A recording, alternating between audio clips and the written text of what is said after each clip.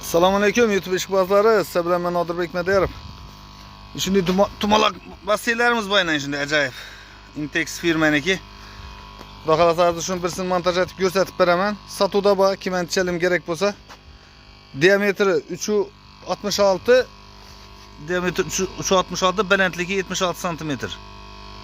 Hozir shu montaj etib birsini ko'rsatib beraman. Telefon ekranı tushirib.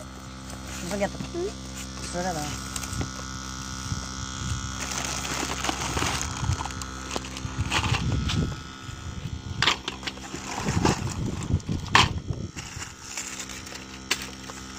Shunday narsalar bor. O'tirmasam, montaj etib ko'rsataman. Bolalar yonish uchun, yazın kuni cho'milish uchun, baliq boqish uchun ajoyib basseynlar. Materialim zo'r.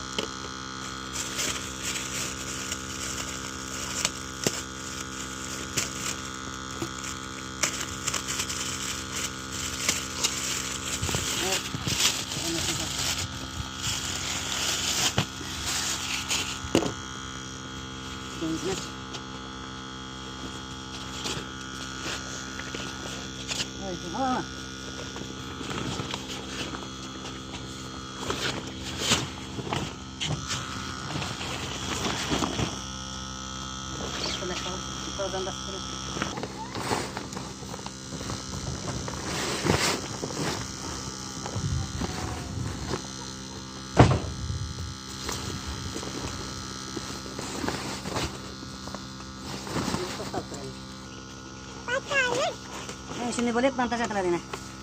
Ansat tez kuraladı, tez montaj etse bulanır.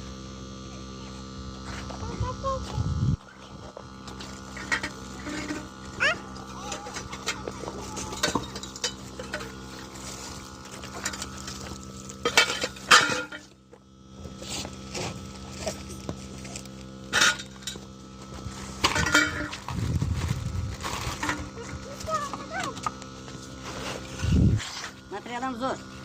Kalın ekan normal.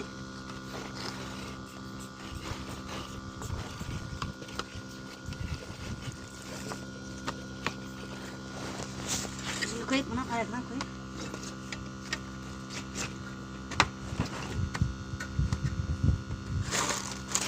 Bunu ansat. Bileş.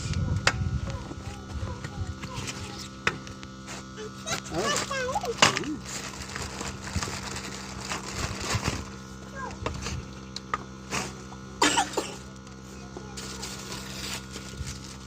Ya bunların plasmas emas. Turba, banır.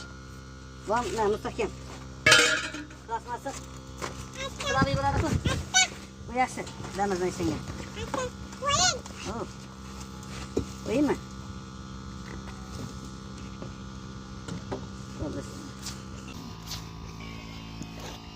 Ana basseynimiz ham tayyor, xudo xolasa. Basseynimiz ham tayyor bo'ldi, zo'r bo'ldi yine. Şimdi ayakları bu, ayaklarında rezinkeler ildiriladi ekan.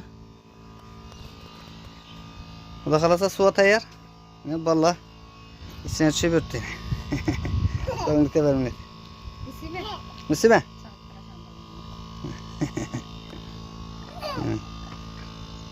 3.66 diametri.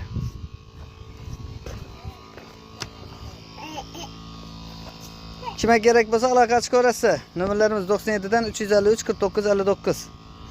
Yetirib beramiz, xudo xolasa. Nere O'zbekiston bo'yicha dastlab ketib beramiz. Hammaga rahmat.